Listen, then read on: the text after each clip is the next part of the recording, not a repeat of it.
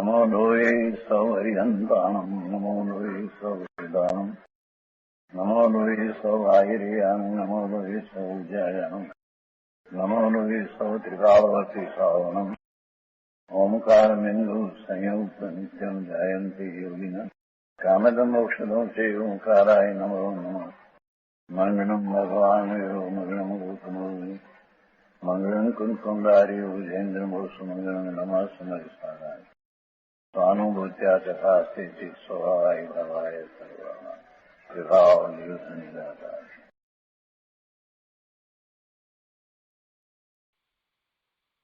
समयसार भगवान कुंकुंदाचार्य रचित समयसार तथा भगवान अमृतचंद्राचार्य रचित आत्मख्याति टीका कलश सहित એનો સ્વાધ્યાય આપણે કરી રહ્યા છીએ।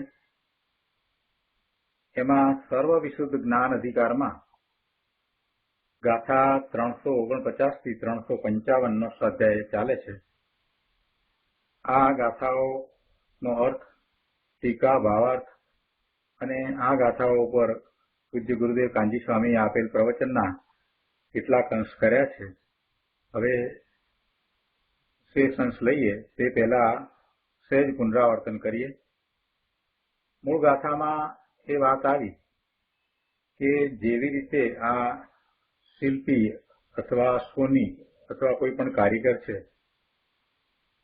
તે જે કાર્ય કરે છે એ કાર્ય પરદ્રવ્યમાં કરે છે અને એ પરદ્રવ્યનું કાર્ય ખરેખર તો કરી શકતો નથી। એટલે જે કાર્ય થાય છે અને જે પરિણામ થાય છે એ બધા પરદ્રવ્યના પરિણામ છે અને એ પરિણામ પણ પરદ્રવ્ય સ્વરૂપ પરિણામ છે।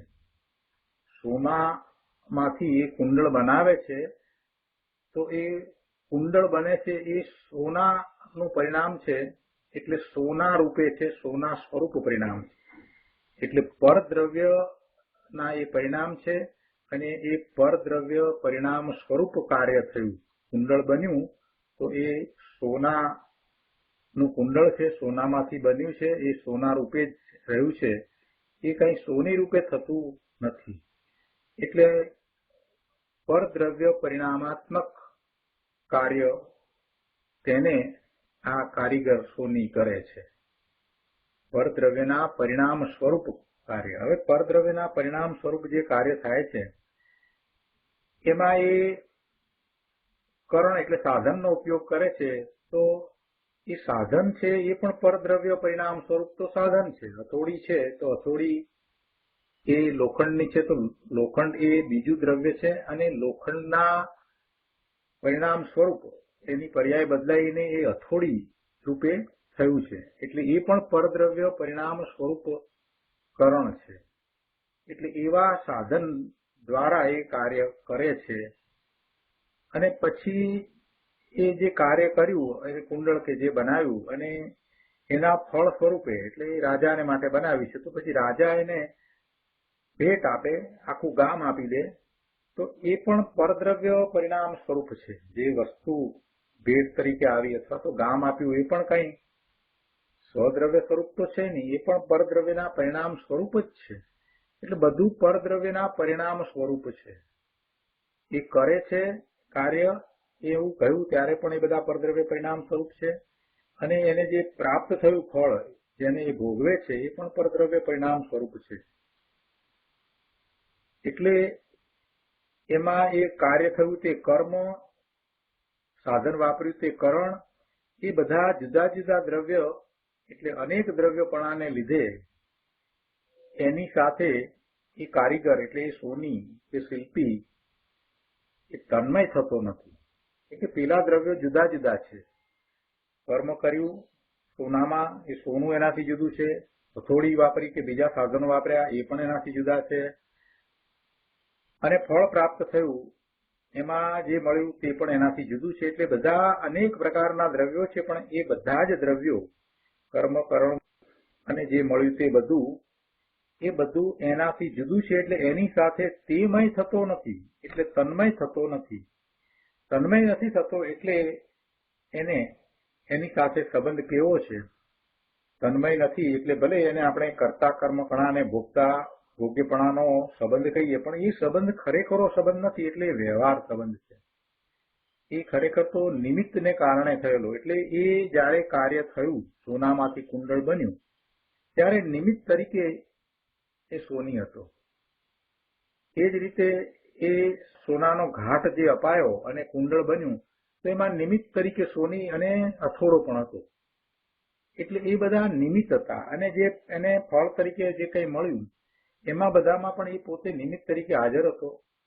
પણ પદાર્થો જે બન્યા એ બધાનું ક્ષેત્રાંતર થયું, સ્થળાંતર થયું, કે જે કંઈ થયું, કે રૂપાંતર જે આકારમાં થયું, આ બધું જે છે એ બધું કાર્ય કઈ એનું તો છે નહીં. છતાંય આપણે એને એમ કહીએ કે એ કરે છે અને ભોગવે છે, તો એ માત્ર વ્યવહારથી કહેવાય.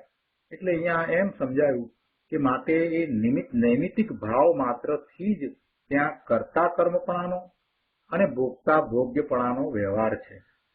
હવે આ દ્રષ્ટાંત ઉપરથી આખી વાત આત્મા ઉપર ઉતારી અને આત્માને માટે પણ એ જ રીતે વાત કરી કે આત્મા જે આ કાર્ય કરે, પુણ્ય પાપ આદિ જે એ પૂતગળ દ્રવ્ય પરિણામાત્મક, એટલે પૂતગળ દ્રવ્યના પરિણામ સ્વરૂપ કર્મ તેને કરે છે. એટલે કે જે પાપના બંધ અને પુણ્યના બંધ દ્રવ્ય બંધની વાત છે, એમાં ભાવબંધની વાત નથી. દ્રવ્ય બંધ જે કરે છે એટલે કર્મનો બંધ કરે છે. 148 પ્રકારની કર્મની પ્રકૃતિ બંધાય છે દ્રવ્ય બંધ રૂપે, કે જેમાં કાર્મણે રજકણો ભેગા થઈ અને એના સ્કંધ બને છે.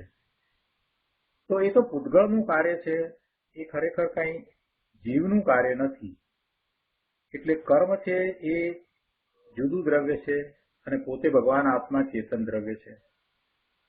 જે સાધન દ્વારા કર્યું, એટલે કે કાયા, વાણી અને મન વચન અને કાયા દ્વારા એને એવા પરિણામ કર્યા કે જેને કારણે પુણ્યનો બંધ, પાપનો બંધ થયો, એવા કર્મ બંધાયા. તો કર્મ બંધાયા એવા કાર્ય થવામાં એને મન, વાણી અને કાયા છે તે કરણ છે, સાધન છે. પણ એ સાધન પણ એ પરદ્રવ્ય પરિણામ સ્વરૂપ છે. મન, વાણી અને કાયા છે એ પૂતગળના પરિણામ સ્વરૂપ છે. મન કેવી રીતે બન્યું, વાણી કેવી રીતે બની અને કાયા કેવી રીતે બની, તેનો વિચાર કરીએ તો કે એ પણ પૂતગળના સ્કંદ છે અને એના પરિણામ સ્વરૂપ એનું કાર્ય થતા એ બનેલા છે. એટલે એમાં પણ એ કાર્ય તો ખરેખર તો પૂતગળનું છે અને એ પૂતગળ દ્રવ્યના પરિણામાત્મક મન, વચન અને કાયા છે. એના દ્વારા એને કર્મ કર્યું. શું કર્મ કર્યું? દ્રવ્ય કર્મ બાંધ્યા. 148 પ્રકારની પ્રકૃતિ એને બાંધી, જે પણ એનાથી જુદું છે. અને પછી એના ફળ સ્વરૂપે એને જે પાપ અને પુણ્યના ફળ સ્વરૂપે જે પરિણામ ભોગવવાનું થાય છે, એમાં પણ એ સંયોગો જે આવે છે તો એ બધું પણ એનાથી જુદું છે.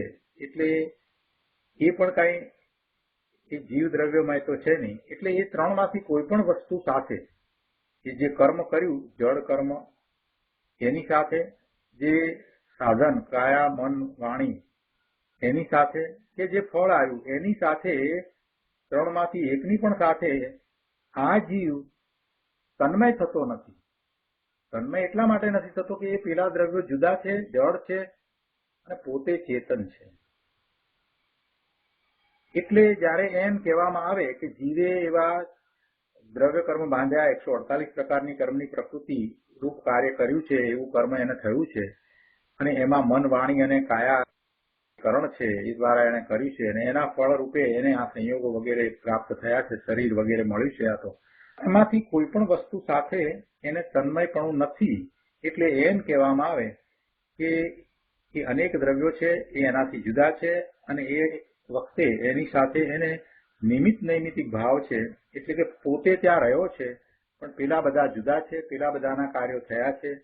જળ કર્મ બંધાયા, 148 પ્રકારની કર્મની પ્રકૃતિ બંધાઈ છે. એની અંદર પણ જળ કર્મનું જ કાર્ય છે. એટલે કાર્મણ રજકણો પોતે સ્વયં ભેગા થઈ અને કર્મ રૂપે પરિણમે છે. અને આ મન, વાણી અને કાયા જે પણ પરદ્રવ્યના પરિણામ સ્વરૂપ છે, એનું પરિણમન જે થાય છે એ પણ એ રીતે પરદ્રવ્ય રૂપે જ થાય છે. એ વખતે જીવ ત્યાં હાજર છે અને જયારે એના પરિણામ આવે છે ફળ સ્વરૂપે એને ગતિ મળે છે, કાયા મળે છે, અને સંયોગો બીજા મળે છે, બાહ્યમાં બધી સામગ્રી મળે છે, એ બધું થાય છે, તો એ પણ પરદ્રવ્ય રૂપે જ થાય છે. એટલે એમાં એક પણની સાથે એ પોતે તન્મય નથી, પરંતુ માત્ર ત્યાં હાજર હતો એટલે એ નિમિત્ત છે. જીવનું નિમિત્ત પામીને પેલા જળની અંદર બધા કાર્યો થઈ રહ્યા છે. એટલે એ સંબંધ પણ કેવો છે? નિમિત્ત નૈમિતિક સંબંધ છે. એટલે ત્યાં પછી આપણે એમ કહીએ કે જીવે એ કર્યું, જીવ એનો કર્તા, અથવા જીવે ભોગવ્યું, જીવ એનો ભોગતા, તો એવો સંબંધ કર્તા અને ભોગતાનો સંબંધ માત્ર વ્યવહાર છે, એ સાચો સંબંધ નથી. એ ઉપચારથી આપણે એને કહીએ કે જીવે કર્મ બાંધ્યા અને જીવ પછી કર્મને ભોગવે, આ બધું કહેવા માત્ર છે, એટલે વ્યવહાર છે. એને એમાં તન્મયપણું નથી.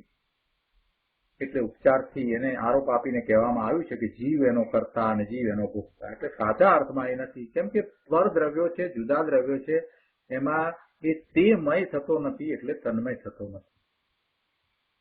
પછી આગળ આચાર્ય ભગવાન સમજાવે છે કે આ તો વાત બરાબર કે પેલા પરદ્રવ્યના કાર્યો એ કરતો નથી, પરંતુ અનાદિનો જીવ અજ્ઞાન અવસ્થામાં છે, એટલે કે એને પોતાના આત્માનું સ્વરૂપનું જેમ છે તેમ ભાન થયું નથી, પોતાના સ્વરૂપને અનુભવ્યું નથી, એવો એ અજ્ઞાની છે. પોતાના સ્વરૂપને જાણતો નથી, એટલે જગતના સ્વરૂપને પણ એ પોતાથી જુદું છે એમ જાણતો નથી. એટલે એવા ભેદ જ્ઞાન વિનાનો એ અજ્ઞાની છે. એવી અજ્ઞાન અવસ્થામાં જીવ એ પોતે પોતાને જાણતો નથી, એટલે સ્વથી ચ્યુત થઈ અને પરનું લક્ષ કરે છે. ત્યારે એને જે ભાવ થાય છે એવા ભાવનો એ કરતા છે. એટલે સોની છે એ જયારે અજ્ઞાન અવસ્થામાં છે અને જે કાર્ય કરે છે, સોનામાંથી કુંડળ બનાવે છે, તો એ વખતે તે કુંડળ બનાવવાનો એનો વિકલ્પ છે, એવી એની ઈચ્છા છે, એવો એને ભાવ થયો છે. તો એ ભાવ થયો, એ ઈચ્છા થઈ, એ એનું કાર્ય છે. એ ઈચ્છા થઈ એ એનું કાર્ય છે, નહીં કે કુંડળ બનાવ્યા એ એનું કાર્ય છે. કુંડળ બન્યા એ સોનામાંથી બન્યા, એ સોનાનું કાર્ય કહેવાય, એનું ઉપાદાન કારણ સોનું છે, અને એ બને છે ત્યાર પછીથી પરિણામ પણ એ સોના રૂપે જ બને છે. એ કઈ જીવરૂપ તો થતા નથી, એટલે એમાં તો સોની તન્મય નથી. પણ સોનીને એવો ભાવ આવ્યો, એવી ઈચ્છા થઈ કે હું કુંડળ બનાવું, કંગન બનાવું, તો એ કંગન બનાવવાનો ભાવ આવ્યો કે કુંડળ બનાવવાનો ભાવ આવ્યો છે, તો એ ઈચ્છા એ એનું કાર્ય છે. જે ભાવ છે, જે કરવાનો ભાવ છે, એ અજ્ઞાન અવસ્થામાં એનું કાર્ય છે. અને એ જ પ્રમાણે પછી એની ચેષ્ટા જે થાય છે એ કરવા માટે, એમાં પણ કેટલા બધા ભાવ થયેલા છે કે આ હથોડી ઉપાડીએ અને પછી એને મારીએ અને ટીપીએ, અને દરેક સમયના એના ભાવ છે. એ આખો વેપાર એમાં હાથ ચાલે છે, હાથ વડે હું ઉપાડું, હાથ વડે મારું, ધીમેથી મારું, હલકા હાથે મારું, આ બધો ભાવ, એ બધા ભાવ પણ એ એનું કાર્ય છે. કોનું? એ જીવનું કાર્ય છે, સોનીના જીવનું કાર્ય છે. પણ એ અજ્ઞાન અવસ્થામાં એ એનો કરતા થાય છે. એટલે એની જે ઈચ્છા છે, જે ભાવ કરી રહ્યો છે, વિભાવ ભાવ છે, એનો એ કરતા થાય છે, અને જે ઈચ્છા કરી, જે વિભાવ ભાવ થયા, એ એનું કાર્ય છે. એ એનું કાર્ય છે, પણ એ પણ અજ્ઞાન અવસ્થામાં. પછી એના ફળ સ્વરૂપે એને જે કંઈ પ્રાપ્ત થાય છે, દાખલા તરીકે એને કોઈ રાજા કોઈ વસ્તુ આપે છે, કે ગામ આપે છે, કે જે આપે છે, એ જુદું દ્રવ્ય છે. તો એ દ્રવ્યને એ ભોગવે, તો ભોગવવામાં પેલા પર દ્રવ્યને તો ભોગવતો નથી, ભોગવી શકતો નથી, પરંતુ એને ભોગવવાનો જે ભાવ છે, એમાં મમત્વ કરવું, એકત્વ કરવું અને ભોગવવું, એવો જે ભાવ છે, એ ભાવ જીવનો છે, સોનીના જીવનો છે. એટલે કરવામાં અને ભોગવવામાં ભાવ જે છે એનો એ કરતા અને ભોગતા થાય છે. અજ્ઞાન અવસ્થામાં જીવ એનો કરતા ભોગતા થાય છે. એટલે જુદા જુદા દ્રવ્ય છે. એટલે એને માટે અહીંયા એ વાત કરી કે એમાં પણ એને અનેક દ્રવ્યપણું હોવાને લીધે એ દ્રવ્યો સાથે તો એને જુદાપણું જ છે, પરંતુ જે એને સંબંધીના જે ભાવ થયા, એ ભાવ સાથે એને એકપણું છે. એટલે કે ભાવ એ અનન્ય છે, જુદો નથી. એટલે એમાં એ ભાવ સાથે અનન્ય હોવાથી કર્મ કર્યું ત્યારે અને કર્મફળ ભોગવ્યું ત્યારે બંને વખતે એ ભાવ સાથે તન્મય છે. એટલે એને કોઈ અપેક્ષાએ એમ કહેવાય કે જીવને એવું પોતાના ભાવ સાથે કરતાપણું અને ભોગતાપણું છે. માટે એ ભાવ જે છે એ અને ભાવનો કરનારો, એટલે જે ભાવ થયા એ પરિણામ છે અને ભાવનો કરનારો પરિણામી પોતે જીવ, એ બંને એક જ છે. એટલે તન્મયપણું છે. માટે કહે છે કે પરિણામ અને પરિણામી ભાવથી ત્યાં જ કરતા કર્મપણાનો અને ભોગતા ભોગ્યપણાનો નિશ્ચય છે. ત્યાં વાત બને છે. અને આ વાત આત્મા ઉપર આપણે એ રીતે લાગુ પાડવામાં આવી અને આટલો વિસ્તાર કરીને એ બધું એ રીતે સમજાવવામાં આવ્યું કે આ જ રીતે આત્મા પોતે કર્મને કરે છે તથા સુખ દુઃખ રૂપ જે એના ભાવ થાય છે કે આમાં મને આનંદ છે, આમાં મને દુઃખ થાય છે, એ બધા ભાવ એ એનો કરતા અને ભોગતા થાય છે. કેમ કે એમાં અનેક દ્રવ્યપણું નથી. ભાવ જે છે એ અને આત્મા એ બંનેમાં એક દ્રવ્યપણું છે. એટલે એક દ્રવ્યપણાને લીધે તેમનાથી અનન્ય છે, અન્ય નથી, અનન્ય છે, જુદો નથી. એટલે તન્મય છે, તેમય છે. માટે અહીંયા પરિણામ પરિણામી ભાવથી જીવ પોતાના ભાવનો અજ્ઞાન અવસ્થામાં કરતા અને ભોગતા થાય છે. કરતા કર્મપણાનો સંબંધ અને ભોગતા ભોગ્યપણાનો સંબંધ એ નિશ્ચય છે. તો આ રીતે આખી વાત અહીંયા સમજાવવામાં આવી કે અજ્ઞાન અવસ્થામાં જીવ કઈ રીતે કરતા ભોગતા થાય છે. પણ પરદ્રવ્યનું એને કરતા ભોગતાપણું છે નહીં. અને એ વાતને ગુરુદેવે ખૂબ વિસ્તાર કરીને સમજાવી છે. અને એમાંથી જે પ્રયોજનભૂત વાત છે એ ગુરુદેવે આપણને કહી છે. તો હવે આગળનો સ્વાધ્યાય આજે શરૂ કરીએ. મૂળ વાતને આપણે ફરીથી બરાબર સારી રીતે સમજ્યા છીએ. પ્રવચન રત્નાકર ભાગ 9મો, પાના નંબર 315. એમાં છેલ્લા પેરેગ્રાફની વાત આપણે લીધી. ત્યાં ગુરુદેવે એમ સમજાયું કે પરદ્રવ્યના પરિણામ હું કરું એવી જે ઈચ્છા થાય તે ઈચ્છાનો જીવ કરતા અને જે ઈચ્છા થઈ એ એનું કાર્ય, એ એનું કર્મ. આ વાત કોઈક અપેક્ષાએ છે. એટલે કે એમ તો કોઈ પ્રકારે છે. કઈ અપેક્ષાએ છે કે જ્યાં સુધી જીવ અજ્ઞાન અવસ્થામાં છે ત્યાં સુધી આ વાત છે. કઈ વાત છે કે જીવને જે ઈચ્છા થાય હું કાંઈક કરું, હું ઘર બનાવું, હું કાર ચલાવું, હું કોમ્પ્યુટર ચલાવું, એવા જે કંઈ કરવાના ભાવ થાય અથવા તો ભોગવવાના ભાવ થાય એ બધા ભાવો, એ ભાવોનો એ કરતા અને ભોગતા છે. જે ઈચ્છા થઈ, કરવાની ઈચ્છા થઈ, પરદ્રવ્યના પરિણામ હું કરું એવી જે ઈચ્છા થઈ છે એનો અર્થ જ એ છે કે અજ્ઞાન અવસ્થામાં છે. બરાબર વિચાર કરીએ તો એ વાક્યમાં એ વાત આવી જ જાય છે. અપેક્ષા કઈ છે એ વાત એમાંથી જ નીકળે છે કે જયારે એને એમ વિચાર આવ્યો, એવો વિકલ્પ આવ્યો કે પરદ્રવ્યના પરિણામ હું કરું, એવો વિકલ્પ જ્ઞાનીને તો હોય જ નહીં. પરદ્રવ્યના કાર્ય થાય છતાં એને મનમાં એમ ન થાય કે હું એનો કરવા વાળો, હું કરું, આ કરવું જ છે, એવું એને કાંઈ થાય નહીં. થઈ ગયું તો થઈ ગયું, થાય છે તો થાય છે, એના કારણે થાય છે, મારે એને કાંઈ સંબંધ નથી, હું એનાથી જુદો છું, એમ જ્ઞાનીની દ્રષ્ટિ હોય. પણ અહીંયા એને એમ વિચાર આવે કે ના, આ મારે કામ કરવું છે, એ મારું કામ છે ને મારે આ કામ કરીને જ રહેવું છે, હું એ કરું. તો એ પછી કામ થાય કે ન થાય પણ એને જે ઈચ્છા થઈ એ એનું કાર્ય થયું. પરદ્રવ્યના પરિણામ હું કરું એવી જે ઈચ્છા થઈ એ જ કાર્ય છે. જીવનું કાર્ય શું છે? એ ભાવ કરે છે, એ જ જીવનું કાર્ય છે. અને એ જ ભાવ દ્વારા એ ભોગવે છે. બીજો ભોગવવાનો જ પણ જે ભાવ છે એ પણ જીવનું એક રીતે જોઈએ તો એ પણ કાર્ય છે. એટલે કરવા ભોગવવાપણું જે છે એ ભાવમાં છે. જે ઈચ્છા થાય છે તે જીવની ઈચ્છા છે. એટલે જીવ એનો એ ઈચ્છાનો કરતા છે ને ઈચ્છા એનું કર્મ અથવા કાર્ય છે. આવું કોઈ પ્રકારે છે. એટલે કે કોઈ અપેક્ષાથી છે. એટલે કે જયારે એ અજ્ઞાન અવસ્થામાં છે અને એને એમ છે કે પરના કાર્યો હું કરી શકું છું એવી એને મિથ્યા શ્રદ્ધા છે, એવું મિથ્યાત્વ છે. ત્યાં સુધી એ વિભાવરૂપ ઈચ્છારૂપ જે પરિણામ થાય એનો એ કરતા થાય છે. પરદ્રવ્યમાં કાર્ય તો થવાનું છે. પરદ્રવ્યના કાર્યને કોઈ રોકી શકે નહીં. એ દ્રવ્યનું એ કાર્ય છે તો એ થવાનું છે, તે થાય જ.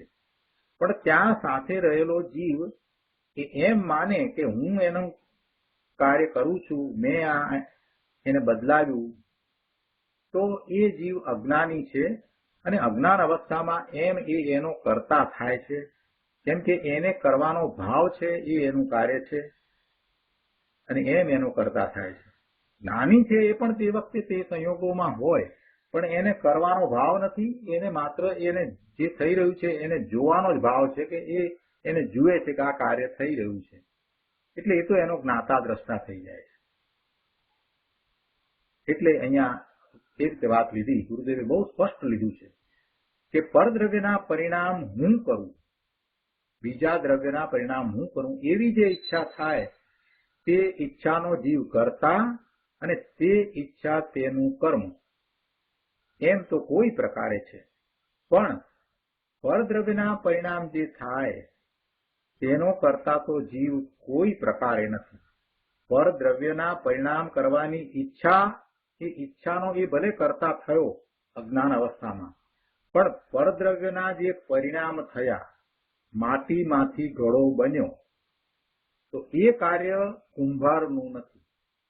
સોનામાંથી કુંડળ થયા, તો એ કાર્ય સોનીનું નથી.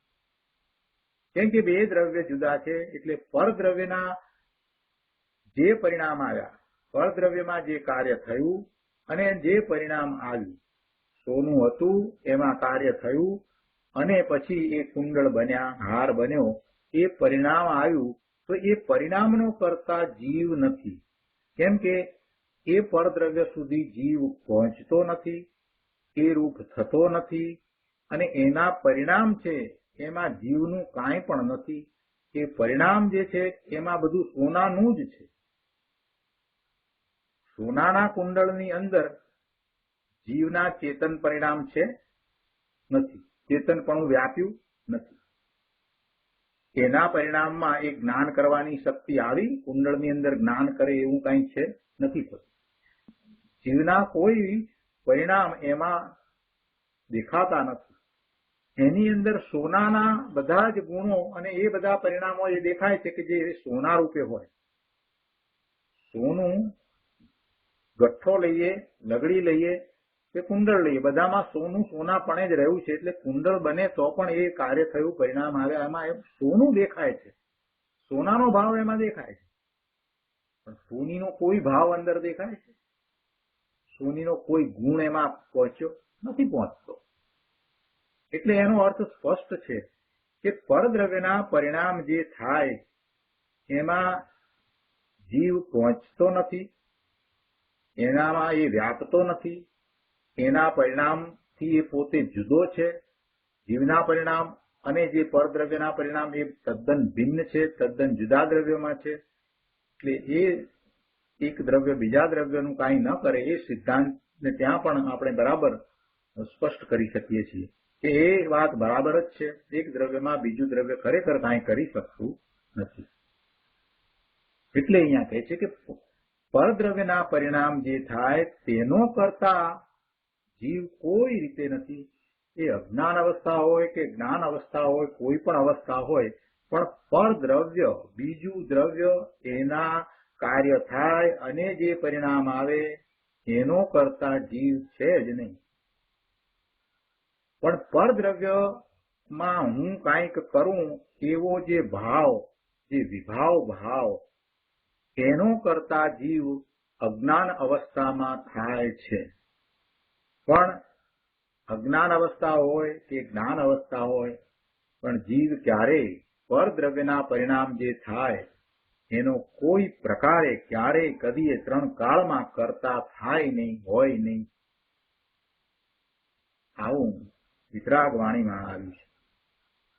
ગુરુદેવ કહે છે કે નિજ જ્ઞાન આનંદ સ્વરૂપથી, પોતાના જ્ઞાન આનંદ સ્વરૂપ ભગવાન આત્માથી એ ભ્રષ્ટ થયો છે, એવો પોતાના સ્વરૂપની દ્રષ્ટિ નથી, દ્રવ્યની દ્રષ્ટિ નથી, અને એ પર્યાયનું લક્ષ કરીને રહ્યો છે એવો પર્યાય બુદ્ધિ વાળો જીવ પોતાના સ્વરૂપને જાણતો નથી, સ્વરૂપની દ્રષ્ટિ નથી, સ્વરૂપનો અનુભવ નથી, પોતે કોણ છે એ જાણતો નથી, એવો પોતાના જ્ઞાન આનંદ સ્વરૂપથી ભ્રષ્ટ થયો છે, ત્યાંથી ચ્યુત થયો છે અને 12મા પર્યાયનું લક્ષ કરે છે એવો પર્યાય બુદ્ધિ વાળો જીવ પરને હું કરું એવી ઈચ્છાનો કરતા છે. પરના કાર્યો હું કરું, પરને હું ભોગવું, આ બધા ભાવનો એ કરતા છે, એનો ભોગતા છે. પણ ખરેખર એ પરને કરી શકતો નથી કે પરને ભોગવતો નથી, એટલે એ પરનો કદીએ કરતા પણ નથી અને પરદ્રવ્યનો કદીએ ભોગતા નથી.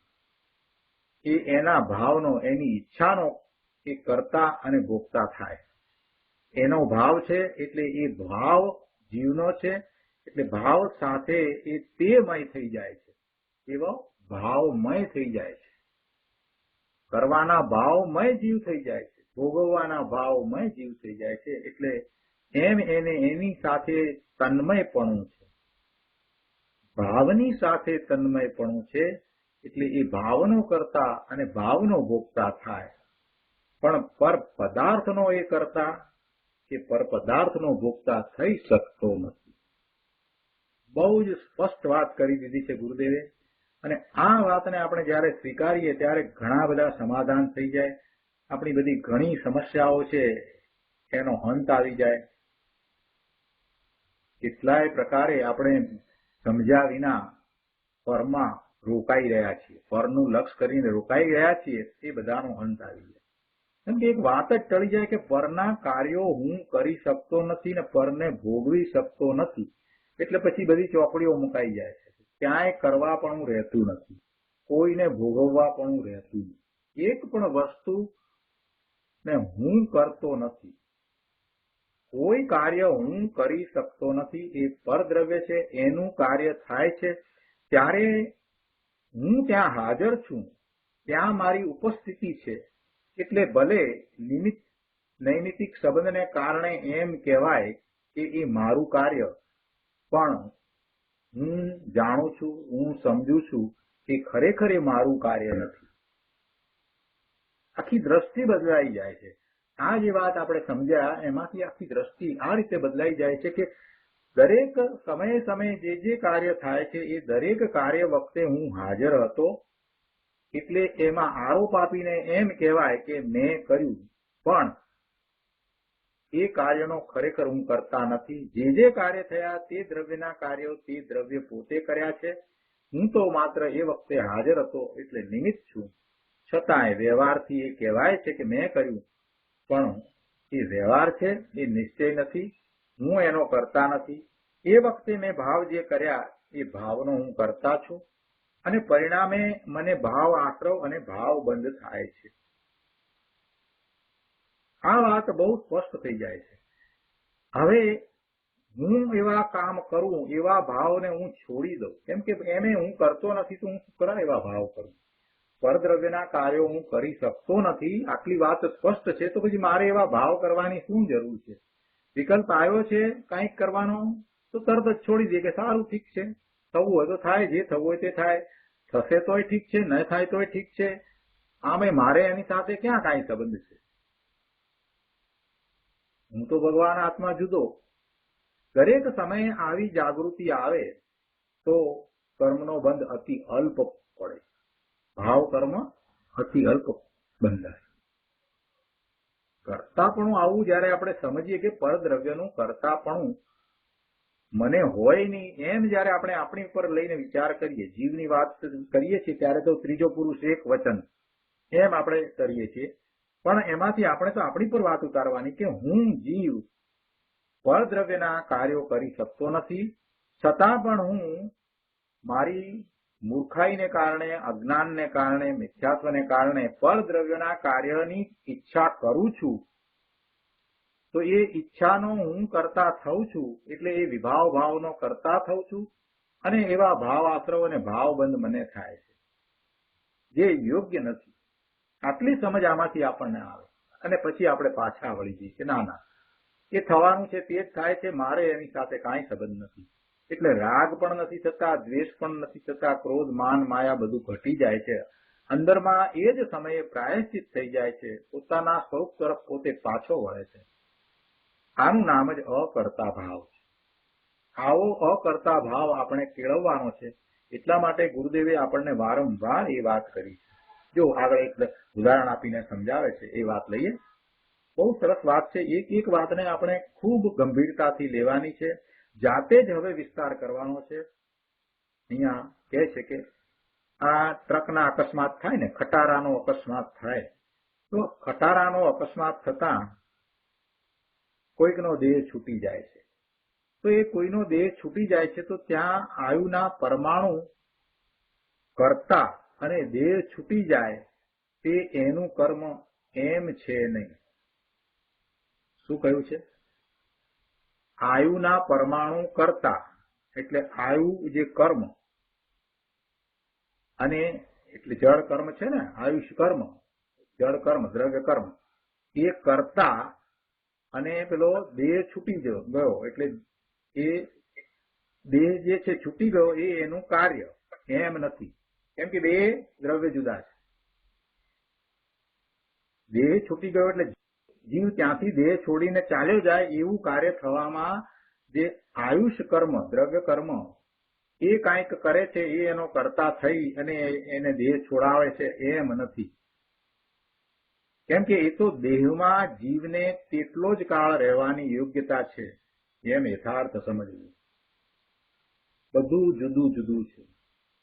જીવ જુદો છે, દેહ જુદો છે, ખટારો જુદો છે, અકસ્માત થયો એ આખો સંયોગ જુદો છે, અને એ વખતે જે એનું આયુષ્ય જે છે એ આયુ કર્મ એ પણ જુદું છે. એટલે જીવને એ દેહ સાથે રહેવાની યોગ્યતા એટલી હતી એટલે એટલો સમય એ રહ્યો એમ યથાર્થ સમજવું. જે સમયે દેહ છૂટવા યોગ્ય હોય તે જ સમયે દેહ છૂટી જાય એટલે જીવનો દેહ સાથેનો સંબંધ પૂરો થવાનો હોય ત્યારે પછી એ પૂરો થઈ જાય. ખટારાના પરમાણુ અને આયુ કર્મના પૂતગળો એ તો એ વખતે નિમિત્ત માત્ર છે કે ભાઈ આયુષ પૂરું થયું માટે દેહ છૂટી ગયો આપણે એમ કહીએ છીએ ને, તો એમ પણ નથી. કેમ કે આયુષ પૂરું થવું તે આયુ કર્મ છે, એ જુદું છે અને જીવ જુદો છે. તો જીવનું કાર્ય જે થાય એમાં આયુ કર્મના પૂતગળો કાંઈ કરતા નથી, કે ખટારાના રસના પરમાણુઓ પણ કાંઈ કામ કરતા નથી, એ પૂતગળો પણ કાંઈ કરતા નથી, એ સ્કંદ પણ કાંઈ કરતો નથી. એ બંને તો નિમિત્ત માત્ર છે. ઘણા બધા નિમિત્ત છે. એ બધા વખતે કેટલાય નિમિત્તો છે. એ બધા જુદા દ્રવ્ય છે, જીવ કરતા જુદા દ્રવ્ય છે. એટલે એ બધા દ્રવ્યોએ કાંઈ જીવમાં કર્યું છે માટે જીવ ત્યાંથી ચાલ્યો ગયો એમ નથી. આયુના કારણે જીવ દેહમાં રહ્યો છે એમ કહેવું એ નિમિત્તનું કથન છે. બાકી આયુ કર્મ કે ખટારાના પરમાણુ ક્યાં એમાં એટલે જીવમાં તન્મય છે. એ કાંઈ જીવમાં તન્મય નથી એટલે જીવમાં એ કાંઈ કાર્ય કરી શકે નહીં. આયુ કર્મના જે પરમાણુ છે, કાર્બન રજકણો છે, જે સ્કંદ બન્યો છે, એ પણ કાંઈ જીવ સાથે તન્મય નથી, કે પેલો ખટારો એ પણ જીવ સાથે તન્મય નથી, એટલે એ કાંઈ જીવમાં કરી શકે નહીં. તેઓ જીવ સાથે કદી તન્મય એકમય થતા નથી.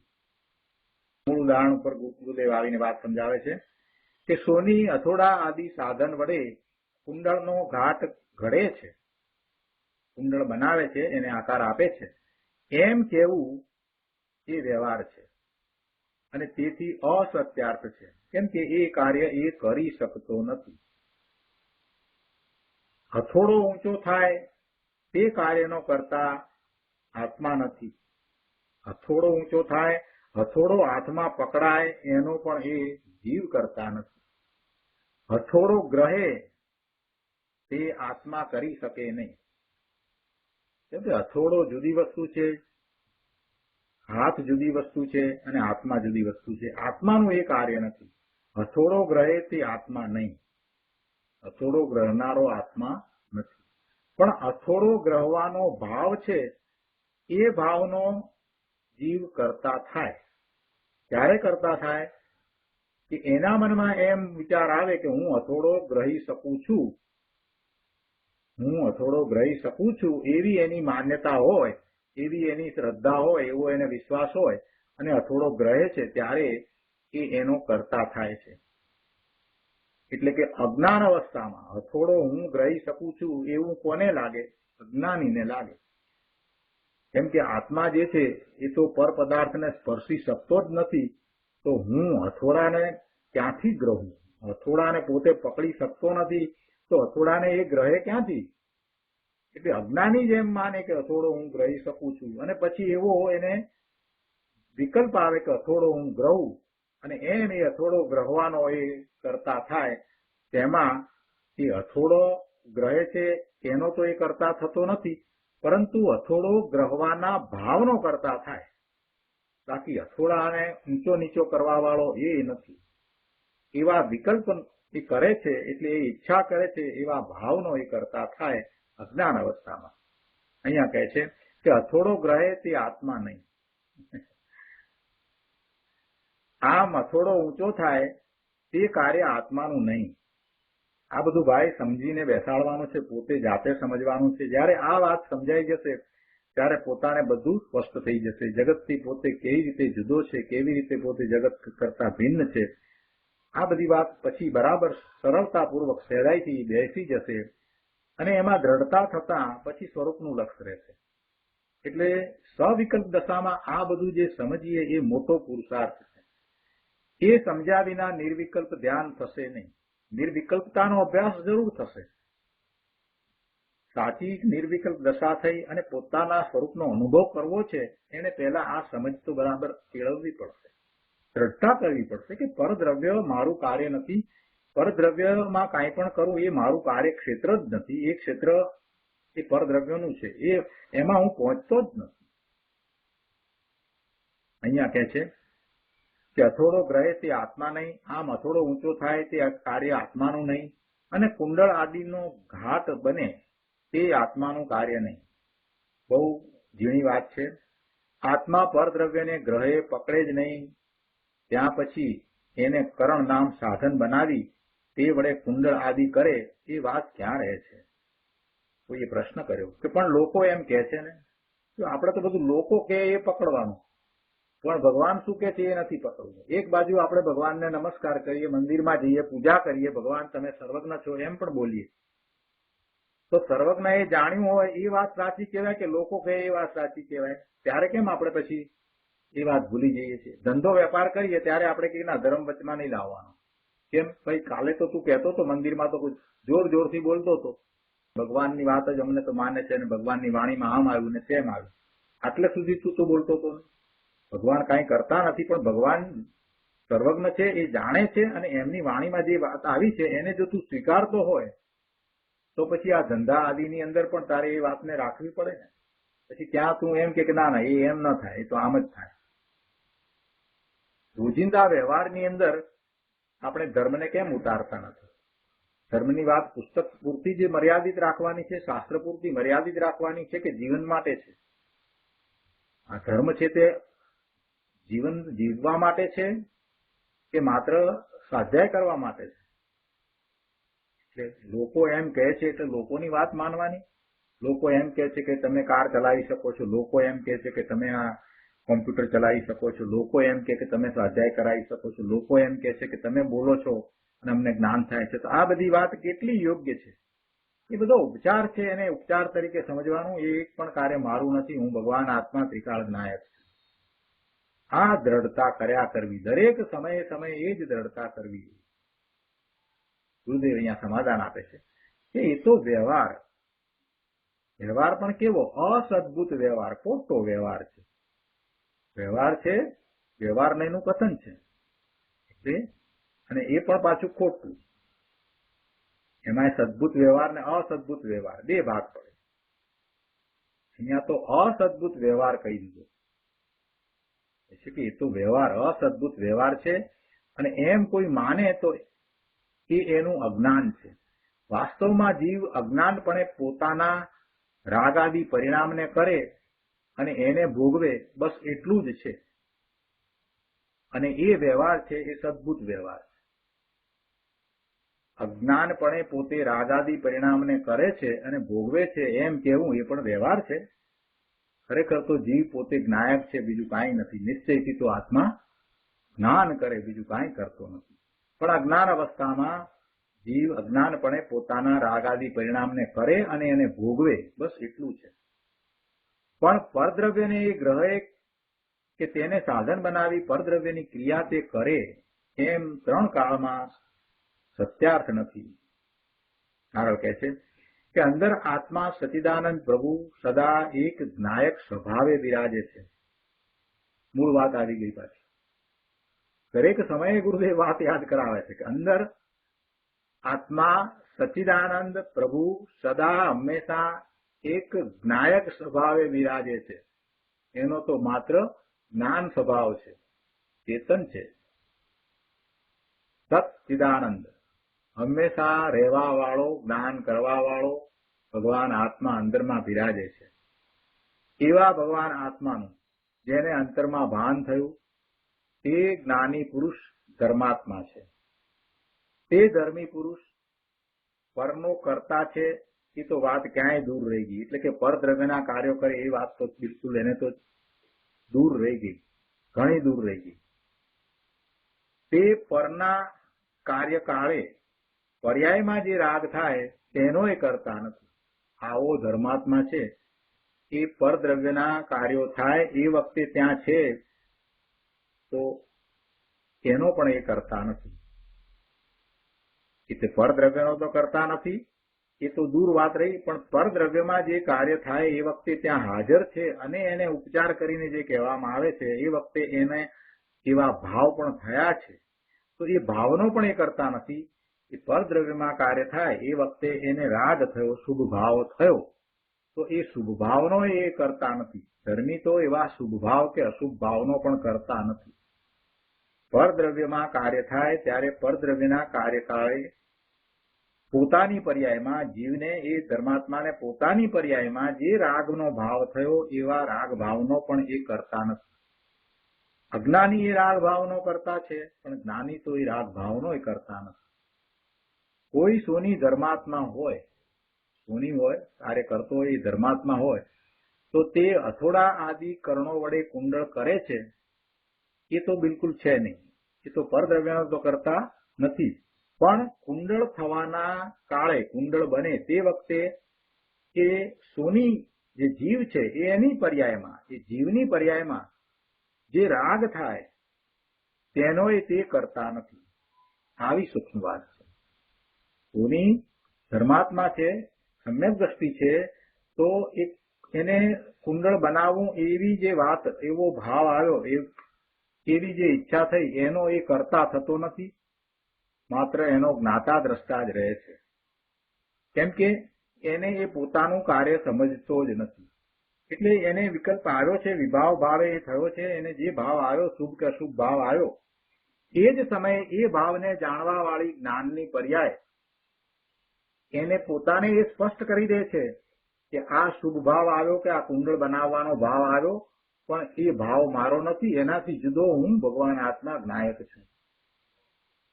આમ એ સોની ધર્માત્મા એને આવેલા ભાવનો કરતા થતો નથી.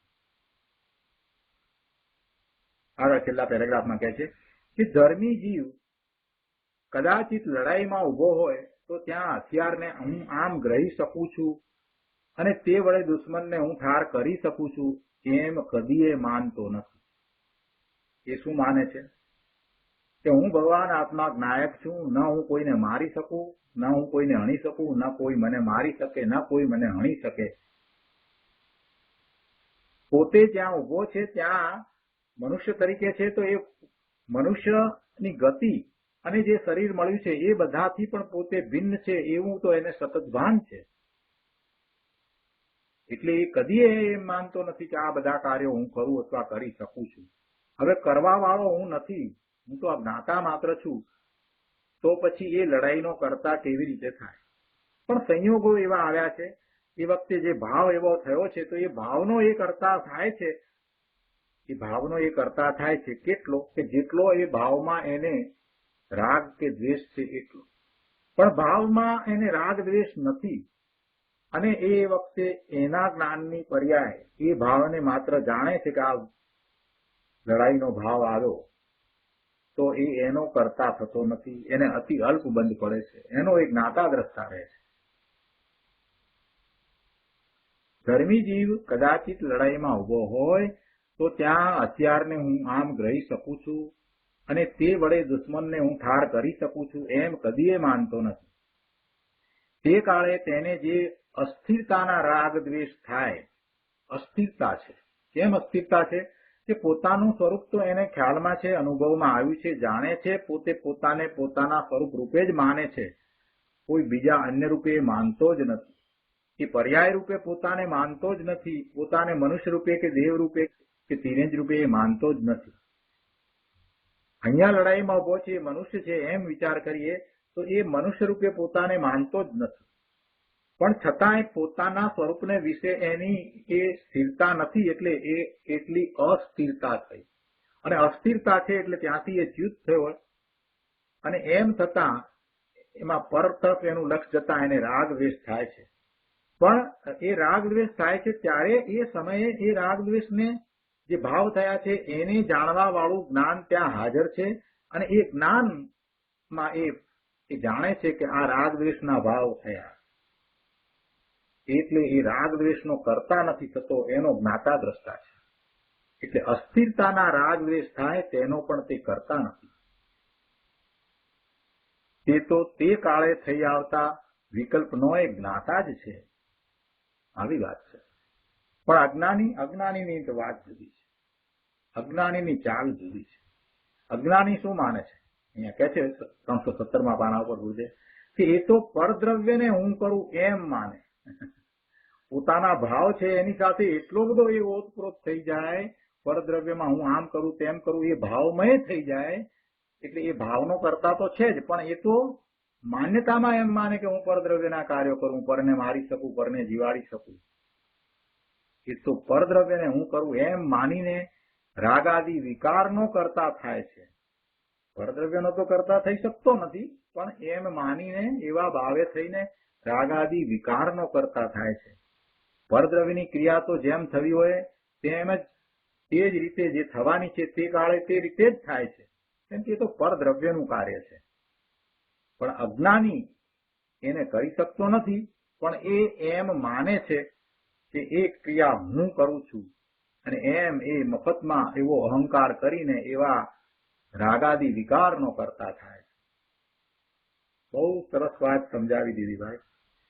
આટલી વાત જો સમજાઈ જાય તો શાસ્ત્રોના સાર બધા સમજાઈ ગયા. સમજાવી એટલે બરાબર એ વાતની શ્રદ્ધા થઈ જવી, પાકી શ્રદ્ધા થઈ જવી, દ્રઢ વિશ્વાસ થઈ જવો અને ડગલે ને પગલે નાના મોટા કાર્યો થતા હોય ત્યારે એ વાત મનમાં એમ જ આવે કે આ બધા કાર્યો એના કારણે થાય છે અને મને એ કરવાનો ભાવ આવ્યો. એ ભાવ જે છે એ ભાવ પણ મારો હોય નહીં, હું તો શુદ્ધ દાન સ્વભાવી ભગવાન આત્મા છું. આવી જાગૃતિ રહેવી જોઈએ. આગળ બીજા પેરેગ્રાફમાં કહે છે કે શિલ્પી સોની કુંડળ આદિ કરે છે અને કુંડળ આદિ કર્મનું જે ગામ આદિ પરદ્રવ્ય પરિણામ સ્વરૂપ ફળ તેને ભોગવે છે એમ કહેવું તે અસદભૂત વ્યવહાર નહીં છે. પોતે એ કામ કરે છે અને એના ફળ ભોગવે છે એ તો અસદભૂત વ્યવહાર નહીંથી કહ્યું છે. સોનીએ રાણી સાહેબા માટે ઘરેણાં બનાવ્યા હોય તેથી પ્રસન્ન થઈને ખુશાલીમાં રાજા એને 10,000ની ઉપજવાળું ગામ ભેટ તરીકે આપી દે સોનીને, તો સોની એને ભોગવે છે, પણ એમ કેવું એ વ્યવહાર એટલે કે એમ છે નહીં. પરદ્રવ્યની અવસ્થાને આત્મા કરે અને ભોગવે એમ 3 કાળમાં છે નહીં. પરદ્રવ્ય બીજું દ્રવ્ય, પોતાથી જુદું દ્રવ્ય, એના પરિણામ થાય, એમાં કાર્ય થાય અને પરિણામ થાય, અવસ્થાઓ થાય, એની પર્યાયો બદલાય, આ બધું જે કંઈ થાય છે એ જીવ કરતો નથી. આ લાંબો કુટુંબ પરિવાર અને ધન સંપત્તિ આદિ વૈભવને આત્મા ભોગવે એમ નથી. એ એમ માને તો એ મિથ્યાત્વ છે. અન્ય અન્ય દ્રવ્યોમાં નિમિત્ત નૈમિત્તિક ભાવ માત્રથી જ કર્તા કર્મપણાનો અને ભોગતા ભોગ્યપણાનો વ્યવહાર છે. જુદા જુદા દ્રવ્યો ની અંદર આપણે એમ કહીએ કે આનું કાર્ય આ કરે છે તો એ વ્યવહાર છે અને એ અસદભૂત વ્યવહાર છે, કેમ કે એમ થતું નથી. અહીંયા આ જ પાના ઉપર 317 પાના ઉપર ચોથા પેરેગ્રાફમાં કહે છે કે આ લોકમાં અનંત દ્રવ્યો છે, અનંત જીવ, અનંતા અનંત પૂતગળ, અસંખ્યાત કાળાંગ અને ધર્માસ્તિકાય, અધર્માસ્તિકાય અને આકાશ એક એક એમ અનંત દ્રવ્યો છે. હવે તે અનંત ક્યારે રહે? અનંત છે તો અનંત તરીકે ક્યારે રહે? કે પ્રત્યેક પોતાનું કાર્ય પોતે કરે પણ બીજાનું કાર્ય ન કરે ત્યારે. જો એક દ્રવ્ય બીજાનું કાર્ય કરે તો બંને એક થઈ જાય અને એમ થતા એ અનંત દ્રવ્ય અનંતપણે રહી શકે નહીં. પછી તો અનંત દ્રવ્યો બધા ભેગા થઈ જાય અને અનંત દ્રવ્યો અનંતપણે સ્વતંત્ર રહે નહીં. એક દ્રવ્યનું કાર્ય બીજું દ્રવ્ય કરવા જાય તો જરાક તો વિચાર કરો કે પેલું પહેલું દ્રવ્ય શું કરશે? એક દ્રવ્ય છે એનું કાર્ય બીજું દ્રવ્ય કરવા જાય તો પહેલું દ્રવ્ય કાંઈ કરશે કે નહીં કરે? અને બીજી વાત કે પેલા બીજા દ્રવ્યને પોતાનું કાર્ય હશે કે નહીં હોય? દરેક સમયે પર્યાય થાય છે, પરિણામ થાય છે, તો દરેક સમયની પર્યાય દરેક દ્રવ્યની પોતાની જયારે થતી હોય તો એમાં વચમાં અવકાશ જ નથી કે કોઈ બીજો જઈ અને એમાં ફેરફાર કરી આવે. અને બીજો ફેરફાર કરવા વાળો પોતાનું કાર્ય પછી ક્યારે કરશે? એને પોતાનું કાર્ય તો છે ને, દરેક સમયે એની પર્યાય પરિણામ થાય છે ને, તો પેલાનું કાર્ય કરવા જાય ક્યારે? અને પેલા દ્રવ્યની અંદર જયારે કાર્ય થઈ જ રહ્યું છે તો પછી આ શું કરે છે? એટલે એ બધી રીતે પણ આપણે તર્ક દ્વારા સમજી શકીએ છીએ કે એક દ્રવ્ય બીજા દ્રવ્યનું કાર્ય કરતો નથી.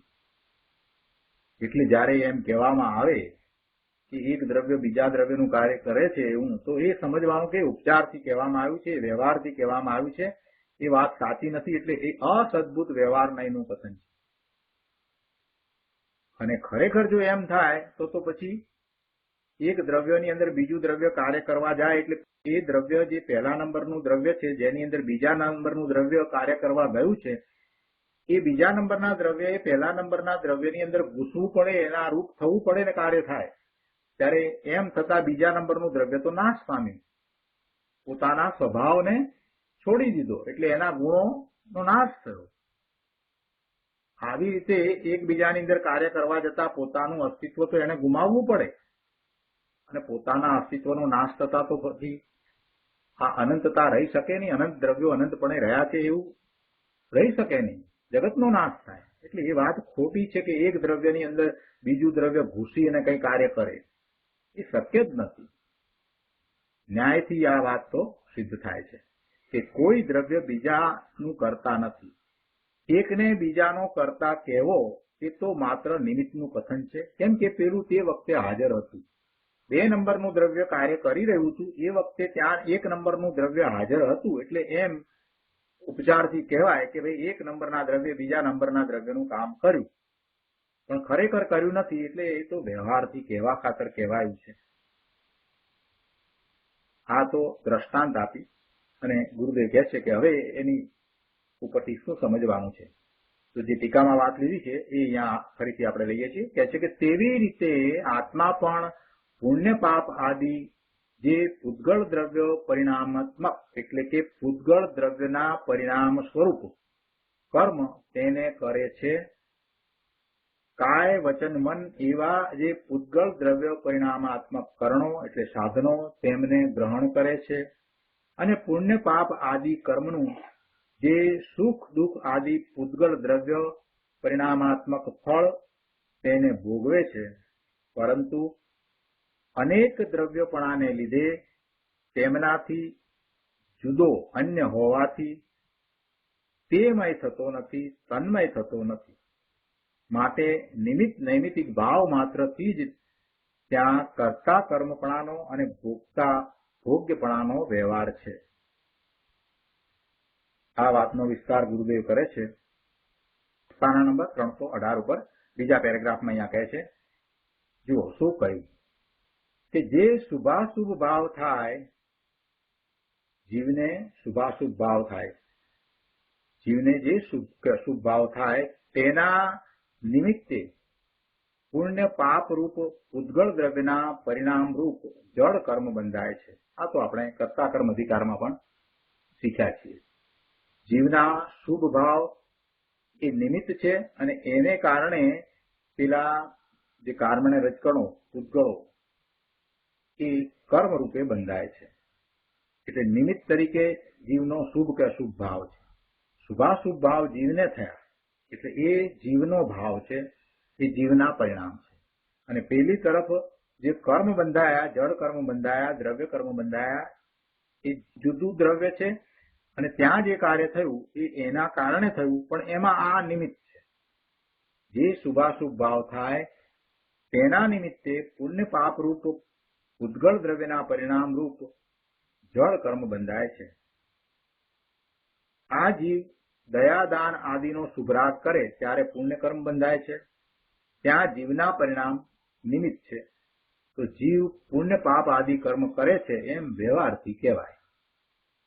પેલા કર્મ બંધાયા તો એ જીવે બાંધ્યા એમ વ્યવહારથી કહેવાય. કેમ કે જીવના જે ભાવ થયા, શુભ ભાવ કે અશુભ ભાવ થયા, એ એમાં નિમિત્ત છે. એ શુભ કે અશુભ ભાવ છે એ જીવના પરિણામ છે, એ એમાં નિમિત્ત છે. ત્યાં જીવના પરિણામ નિમિત્ત છે તો જીવ પુણ્ય પાપ આદિ કર્મ કરે છે એમ વ્યવહારથી કહેવાય છે. એ વ્યવહારથી કહેવાય છે, ખરેખર નથી. ગુરુદેવ કહે છે કે એમ છે નહીં. એ પણ વ્યવહારથી કહેવાય છે. ખરેખર તો જે કર્મ બંધાયા, જળ કર્મ જે બંધાયા એ એને કારણે બંધાયા છે, પણ એ વખતે જીવના જે ભાવ હતા એ એને નિમિત્ત છે. જીવ કરતા અને પુણ્ય પાપરૂપ જળ કર્મ, દ્રવ્ય કર્મ એ એનું કાર્ય એમ નથી. આ તો નિમિત્ત નૈમિતિક ભાવ માત્રથી જ તેમને કરતા કર્મપણાનો વ્યવહાર છે. આવી સૂક્ષ્મ વાત છે. જેમ સોની કુંડળ આદિ કરે છે એમ કહેવાનો વ્યવહાર છે, તે જ રીતે જીવ જળ કર્મને કરે છે એમ કથન માત્ર વ્યવહાર છે, એ કહેવાય છે. આગળ કહે છે, આત્મા પરદ્રવ્યરૂપ જળ કર્મને કરે છે એમ કહેવું એ કથન માત્ર વ્યવહાર છે. કેમ કે આત્મા જળ કર્મમાં તન્મય થતો નથી, જળ કર્મને સ્પર્શતો નથી, તેથી જળ કર્મનો તે વાસ્તવિક કરતા નથી. તો આજનો સ્વાધ્યાય અહીંયા સુધી રાખીએ છીએ. હવે સુખધામ બોલીએ.